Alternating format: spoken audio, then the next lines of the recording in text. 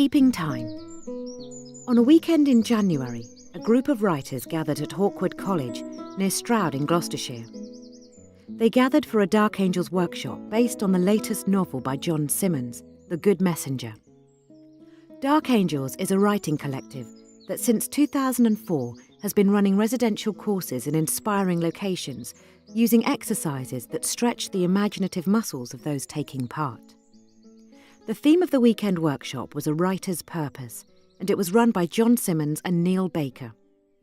Taking its cue from a section of John's that records the events of a single day with its changing rhythms that reflect the passing hours, we asked each of the 11 writers to observe, take notes, then write about a particular time of one day, Saturday in Hawkwood. The writers then worked on these to produce the final versions you are about to hear, then spoke them in their individual voices when we gathered on Sunday afternoon in the library at Hawkwood. We have now recorded this collective prose poem using one voice, that of Melissa Thom, one of the participants. Keeping time. Saturday, January 19. Middle of the night. I cannot even feel my heartbeat, as silent as the tomb. Only the hiss of my auditory nerves, straining to catch the merest sound wave, reassures me that I am still alive. I am the sound of silence, and the silence is me. 6 a.m, dawn. Silence rules this mansion in the wood. Artificial warmth burns my nostrils and dries my throat. Shapeless shadows take form in unfamiliar surroundings. I reach for my phone charging on the bedside table, peek slightly through tightly squinted eyes at the brightness of the digital symbols that force me to rise. The day outside is lit by an elusive sun, shrouded by a blanket of cloud. Stepping foot into the drab, gloomy morning, droplets paste my brow and stain my glasses. A whiff of cool, natural air soothes my sinus, encourages my chest to expand, and welcome the scent of damp grass and bark alike. I sit down on a wet bench that seeps through my trousers and causes me to leap up. Fair drizzle turned to light showers, and across the softly lit grass I see 2 deer startled by my brisk movement.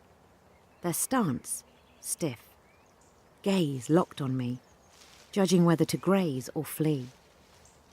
I wade down a path of mixed leaves that crackle and crunch like a paper bag.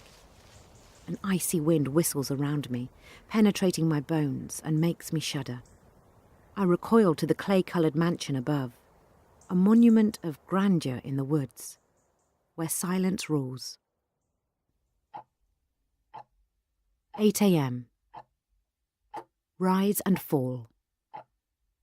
The madness has subsided for a moment, the Scabrous city not far away.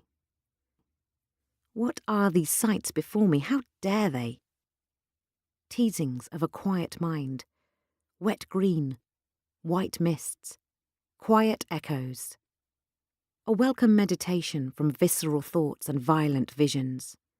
Noiseless, save the first few birds, hungry for worms and a berry in their belly.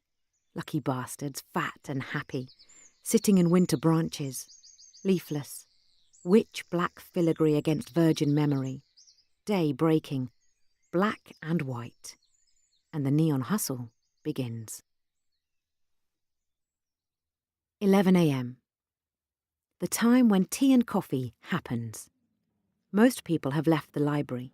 Echoing reports of their footsteps on flagstones joins with the quiet couplets of conversation that those left in the library are having. 5 people here, and I make it 6. Mustn't forget to count myself. I count, and 11 is my time. Gabriel has left the room, and it's 5. Faye has her hands in her back pockets, and Isabel is using her phone by the window. Apparently, there's someone outside with a large umbrella. I can't see it from where I'm sitting. I'll go for a coffee too. I imagine that those not in the library are in the dining room. It's beginning to sound a lot like Cluedo. I was right. Here they all are. I'll leave them to it now I have my coffee. I'm in a new room, the one with no name and the rainbow sofa. Neil's here. Coffee's happening. 1 o'clock. We are all together, gathered up by the furniture. We sit, held between morning and afternoon, and there's an expectation. Creaks work their way around the room. What fidgets we are when suddenly faced with the prospect of change. We're closest before this parting, but then we're off, and I don't know where you've gone. I try to follow the noisy diaspora, but it's in every direction. I fragment myself, and I hear, my ears around the corner. I hear footsteps behind me, zips, coughs, and banging doors. Everyone has their purpose, and I note the effects like a shopping list. Echoes, pacing, water pipes, sudden silences, crockery, keys turning, questions. Focus is lost. We're on our own. Until the bell. The bell gives us a common purpose. We are drawn back to the centre in the dining room. Chairs scrape across the floor and smiles are exchanged. We find our places. The bubbles of speech rise and fall. Certain words stand out. Lunch, reading, dramatic. Sentences slide across each other. I can't make out the sense, but in the murmuration of voices are the echoes of those who came before us. Food arrives, a collective ooh. Photos are taken, lives are passed around like gifts, and we are together again. 2 p.m. The slump needs a moment of recognition. 2 in the afternoon, a post-prandial siesta or pushing through with work imperative. Nature calls for breathing. A moment of quiet is what she offers. A moment to be. The birds are mostly quiet. Can we be? The pigeons huddle in the tops of a quiet tree. Robins hide in the hedge. Sitting on the bench, all is quiet. Lunch is over. People have dispersed. No car moves in this quiet valley. The clouds drift slowly, briefly revealing a bit more light. Must we ignore the moments of the day, their different qualities? The early afternoon has much to offer that is special, even on a grey, windless day. A moment of peace, a moment of light before the winter day begins to fade. Digest the lunch. Digest the morning. Digest the special moment of early afternoon before engaging with the needs and rush and obligations. A little slump, a little breathing, a time to treasure. 4 p.m. A time of in-betweenness, a time of transitions. Moments that aren't quite sure whether they are afternoon or evening. Celestial oranges and yellows bursting from behind ambling grey clouds. I take a bit of my cake, a crumbly, sugary reward for a day well spent. But I am distracted by a squeaking, only audible when the gentle breeze subsides and the trees give the silence their full attention. A baby mole, pursued by cats who bat in between them like a macabre game of feline tennis. With no thought of my own hunger, I abandon my cake and scoop the stricken creature into my hands. "Shh, my little friend. I won't hurt you," I say, releasing him into the shadowy roots of a wise old poplar. He is safe, for now. With a sense of pride and rugged cheeks, I return to find the cats have eaten my cake. The mole was in on it all along. I have fallen for a well-rehearsed interspecies scam. From within the warmth of Hawkwood, dark angels laugh. The cold of the gentle breeze strokes my skin. And with a sense of satisfaction that order has been restored, the trees resume their dance with the evening in-betweenness. 6:30 p.m. Communion. Companionship before supper. The sound of unorchestrated voices reaching a crescendo in the vaulted ceiling of the room. Mood music. Laughter. A clink of wine glasses. But sounds and words fade now. I see the flourished hand, the finger pointed to the heart, an open palm revealing an invisible object, and knees curving inwards in intimate conversation. Small noticings, the smile of recognition, a vigorous nod of the head. Face reading face, recording the blink of an eyelid, a lifted eyebrow, and a taut cheek. Someone puts a log on the fire. There is a faint smell of seasoned wood burning, a A sense of comfort. Dry sock. New shawls caressing shoulders. Time to close the shutters and share the evening as companions together. 8 p.m. From the gloaming of the hall, I stand on the threshold and take in the firelight, the chink of glass and bottle, relaxed chatter and laughter. The mellow hour entices me in. I feel the damp seep up through my slippers. It's a starless, moonless night at Hawkwood. The playing cats of the afternoon have more sense than me to be outside at this hour. The dregs of the recent rain drip, coalesce and gutter. Puddles on the flagstones glint yellow umber in the lamplight.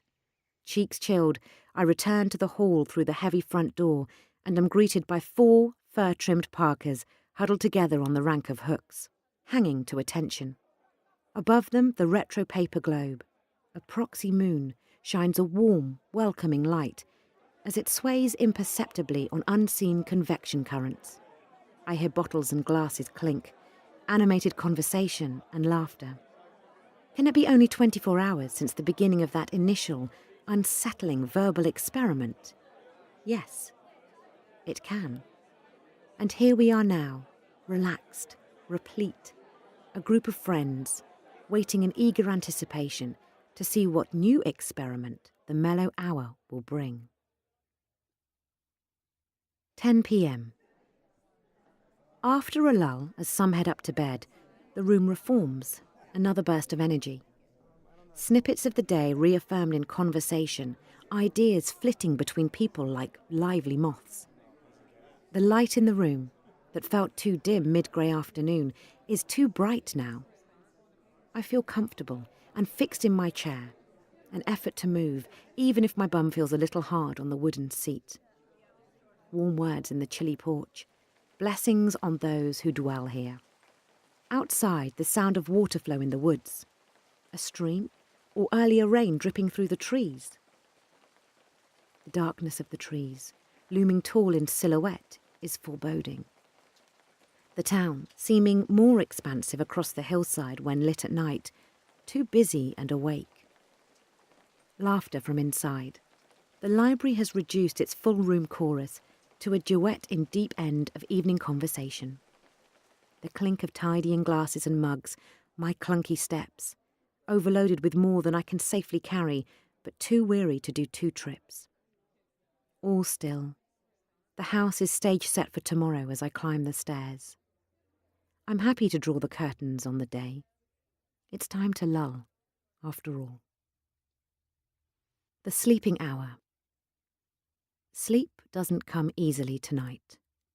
My head is full of ideas that spark and jump from one thought to another, some fanciful, some playful, some deeply serious. Although I am in a strange, or at least different environment, some patterns of the sleeping hour remain the same. I end my day with a long reflective email to that person who is closest to my heart. We write every day, a quaint anachronism like 21st century pen pals, but writing as we do solidifies and clarifies our lives. The connection is never severed, no matter how far apart we are or how much time has passed.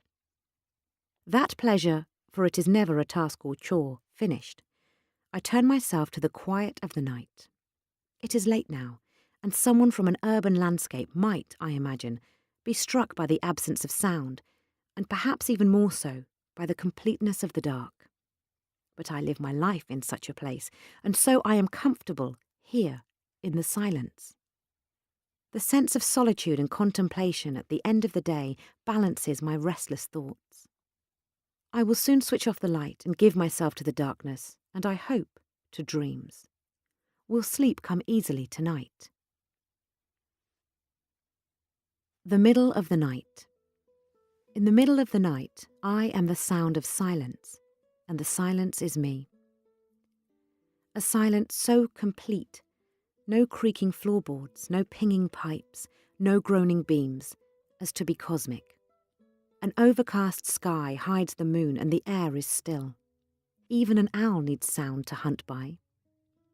According to folklore, the middle of the night is the beginning of the world, when only newborns are permitted to make their first murmurs and open their eyes. Other beings, human ones at least, must head for the land of Nod, a fabled place of dreams and nightmares east of Eden, to where Cain was banished after killing his brother Abel. I, here, now, am unwilling or unable to make the journey. My deprived sleep is compounded by sensory deprivation, a waking oblivion. I cannot even feel my heartbeat. As silent as the tomb. Only the hiss of my auditory nerves, straining to catch the merest sound wave, reassures me that I am still alive. I am the sound of silence, and the silence is me.